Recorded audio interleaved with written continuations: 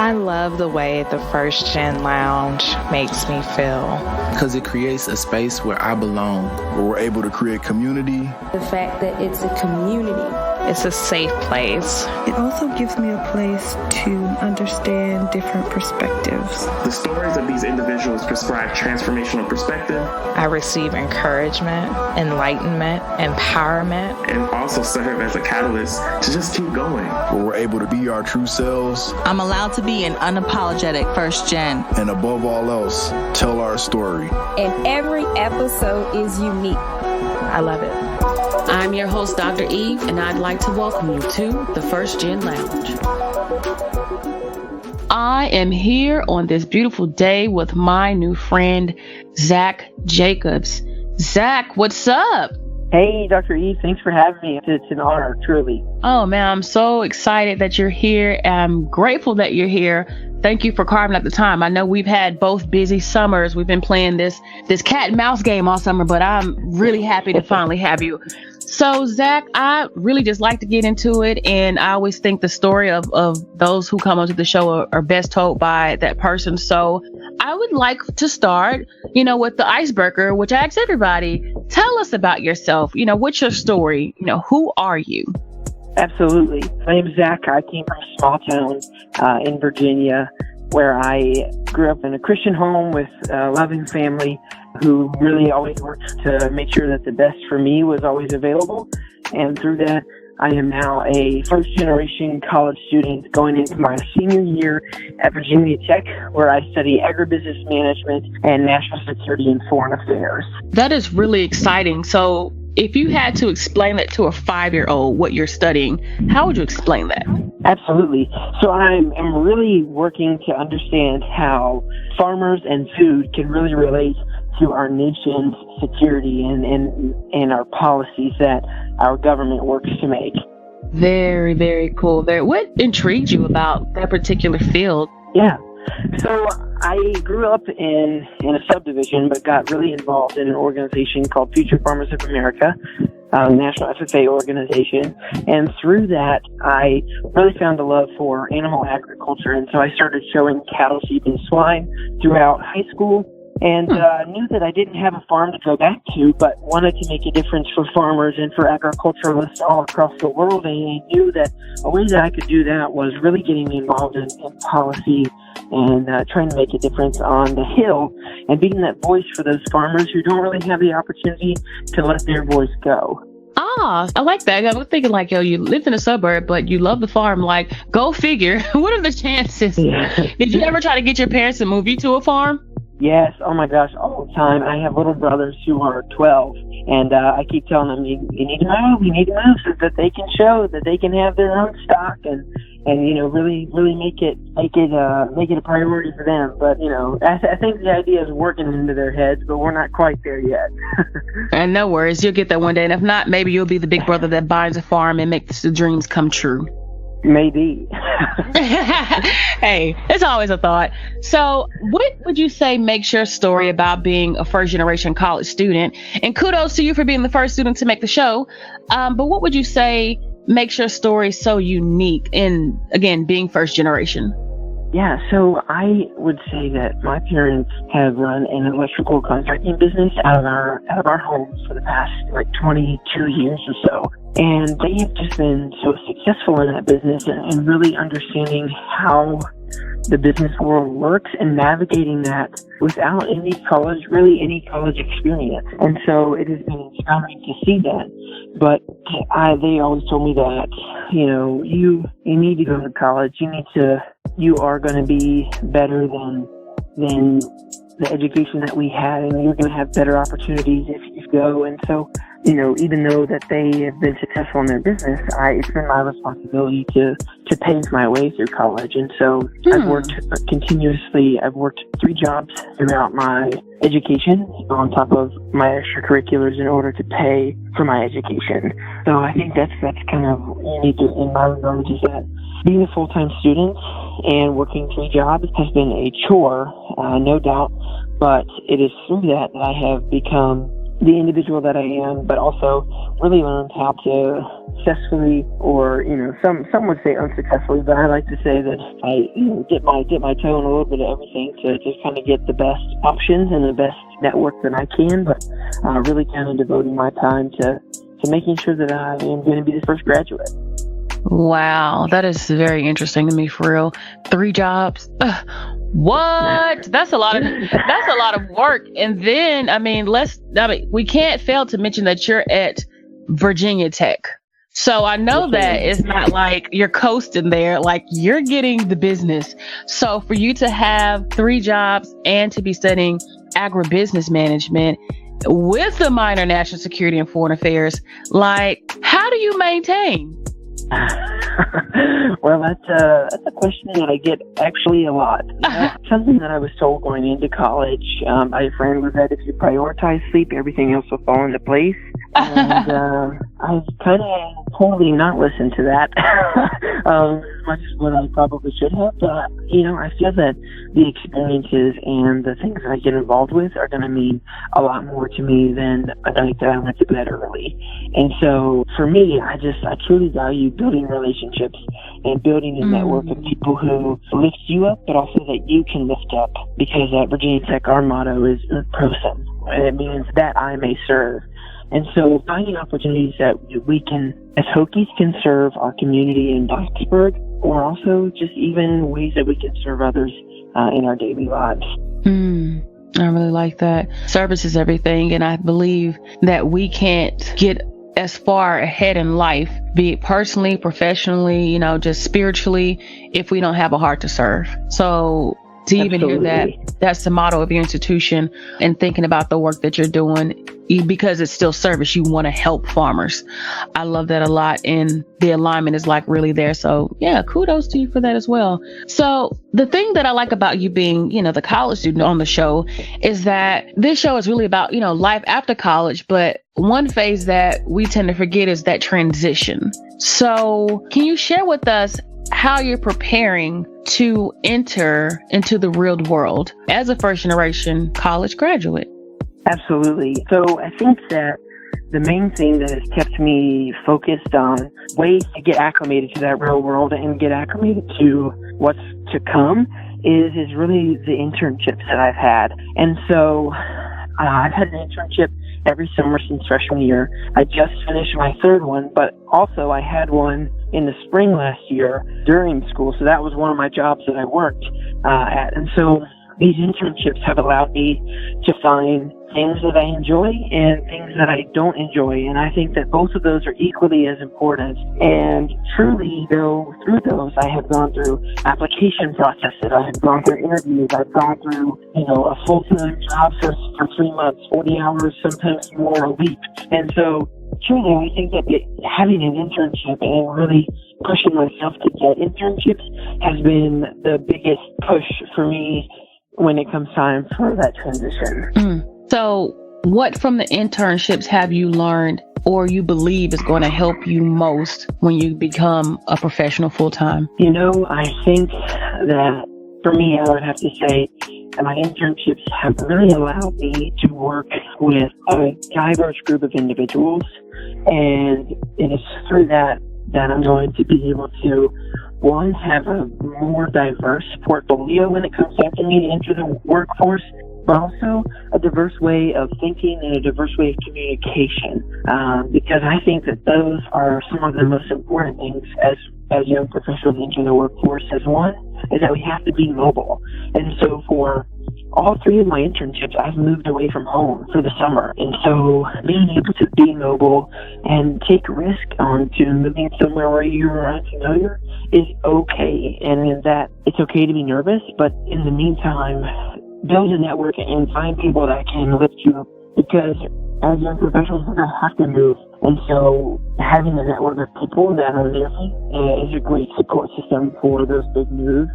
Yeah, and then also, I guess, honestly, just being able to work and navigate difficult situations when it comes down to negotiate job offers or even communicate to your boss how you feel about a certain situation. Those situations can be tough, and those internships have offered some great real world experience in navigating those difficult tasks. So I think that's really good insight to think about, especially when it comes to communication in the workplace or navigating diverse spaces. And to be aware of that going in will be critical. And for you to share that, hopefully will be very helpful to individuals who listen to this, who haven't yet graduated and are taking notes, because a large part of being in a corporate environment, if it's even a corporate environment or even as an entrepreneur, is learning to respect differences and to be able to work with people from backgrounds that, you haven't experienced before. So you've really, I don't want to say eliminated, because it's not eliminated, but you've really got a great concept to go into any environment that's going to make you a much stronger employee. So very admirable, Zach. Well, thank you. I appreciate that. Oh gosh, you're so very welcome. So I'm thinking now of advice that you've gotten over the years through your college experience, and just even as you've thought about, again, your transition into the real world. What would you say has been some of the most helpful advice that you've gotten from someone? So I've got two biggest things that as for one as a college student and then one as a young professional. My very first day of college class, I walked into my very first class, and my professor, Dr. Mike Elbrock at Virginia Tech, said that some of the most important things to keep in mind as we are going through college is that on your tombstone, your GPA is not going to be displayed. The type of person that you were is going to be displayed on that tombstone. And so that was something that I took into heart, because as a high school student, it always pushed good GPA, good GPA, good GPA, so that way you can get into a good college. Once you're in that environment, it's about the experiences that you go through.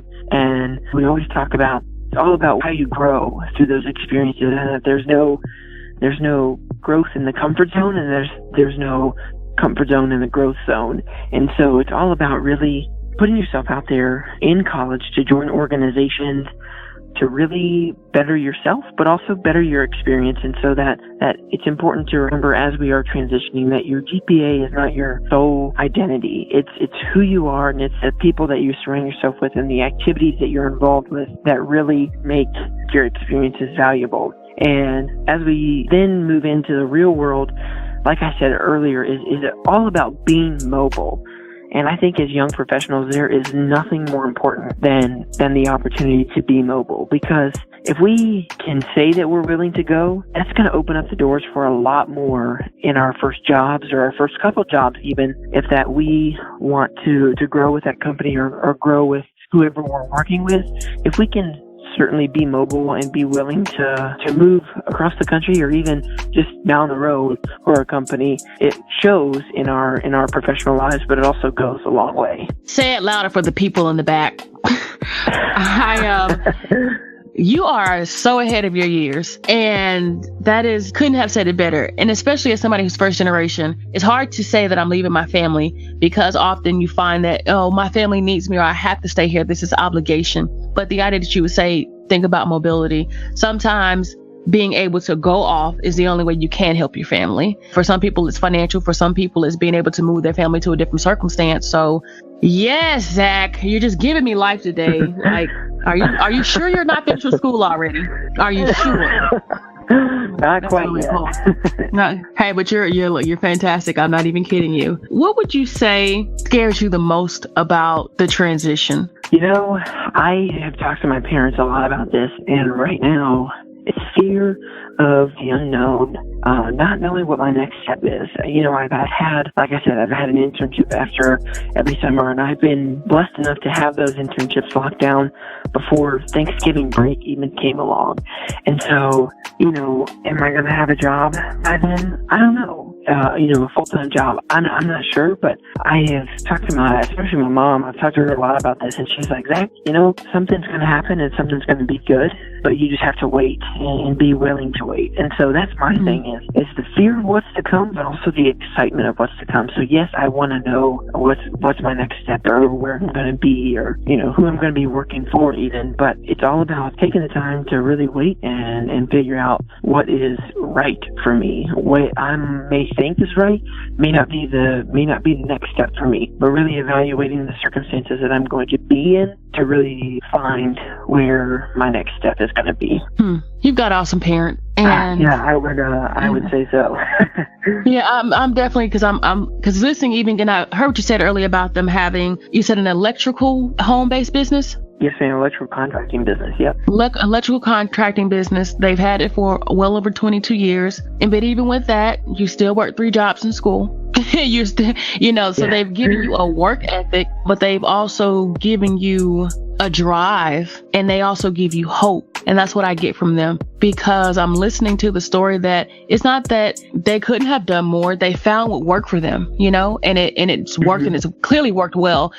But then they still told you that you've got to find your way, and it's going to work out.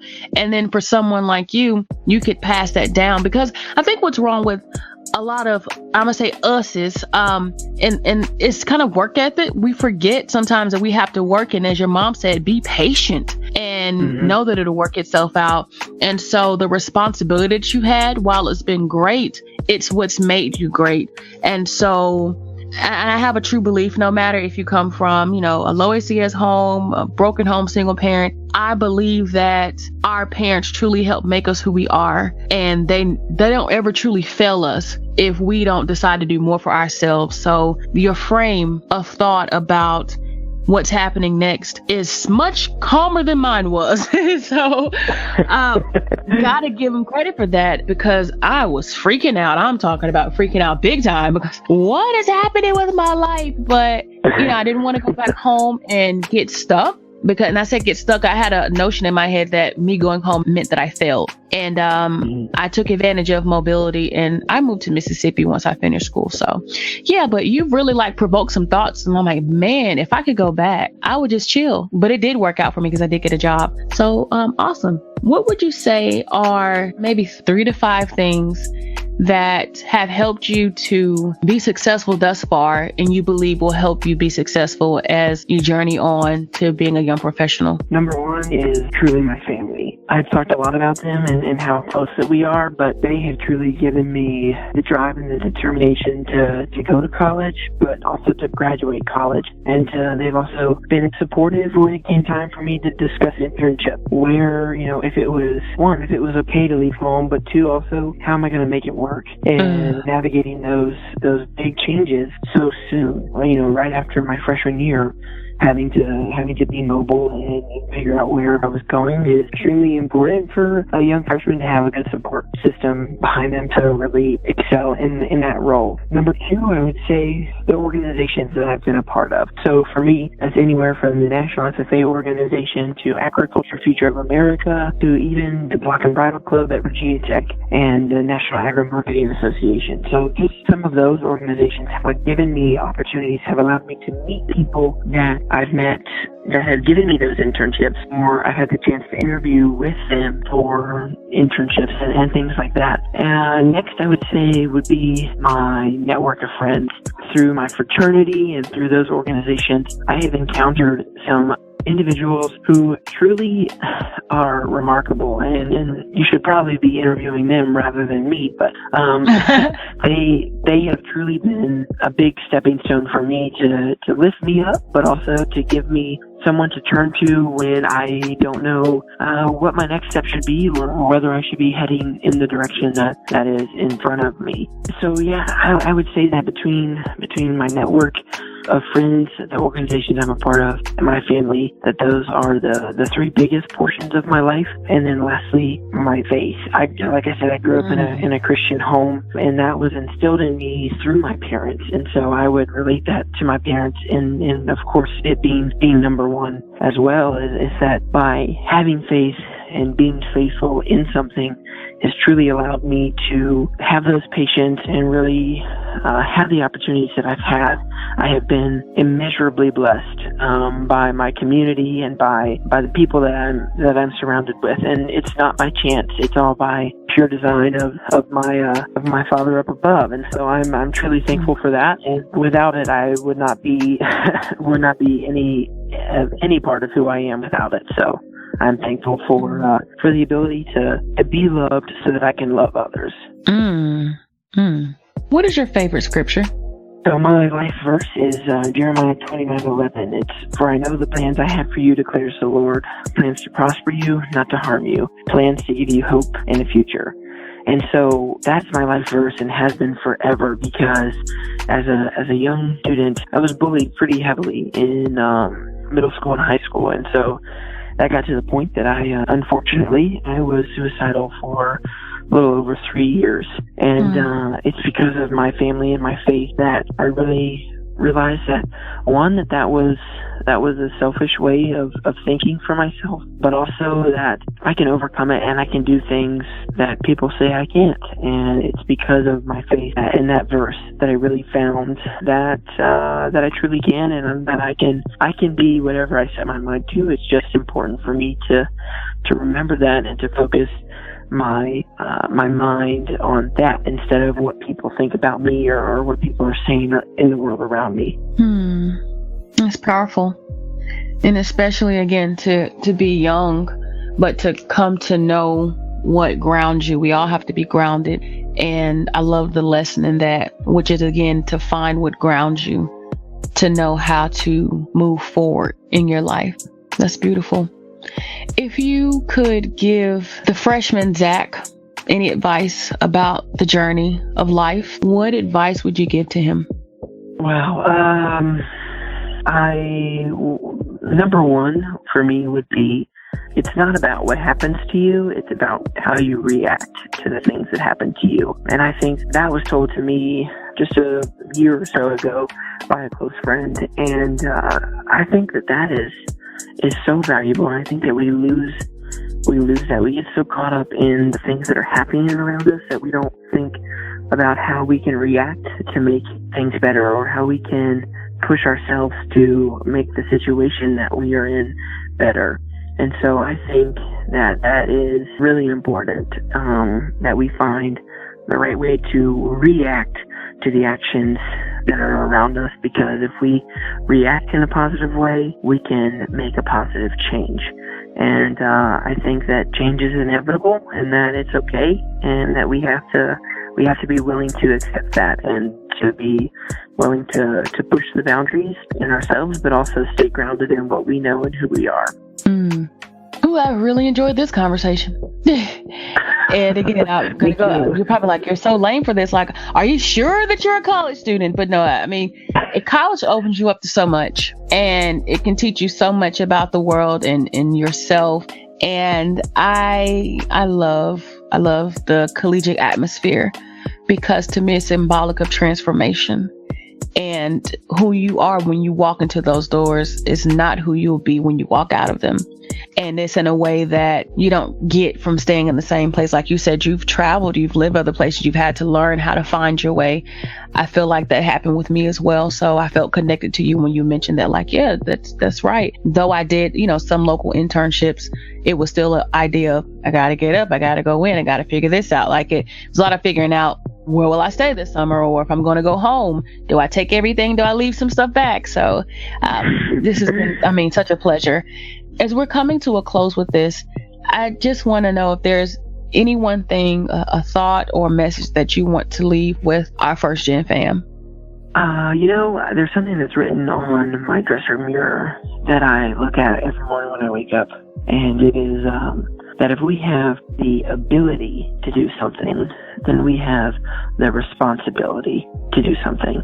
And so I think that is so important as we go through college and as we transition out of college, is that if we have the ability to help someone, or if we have the ability to make a change in a positive way, then we should feel that we have the responsibility to do so. Whether we do it alone or whether we do it with a group of friends or a network of professionals, whatever that may look like for each of us, it's important that we navigate that with an attitude of positive change and really with an attitude of how can we help those around us And I think that, again, the ability portion of our lives needs to turn into the responsibility portion of our lives. Ooh, heavy hitter. And I'm really not being dramatic. It's just, you're so full of wisdom. And I really value wisdom. And I really value perspective. You're so very welcome. And so I'm always so full when I do these interviews, because people just have such amazing things to say and so many things to share that just enlighten me and awaken the spirit. And this has definitely been one of those conversations.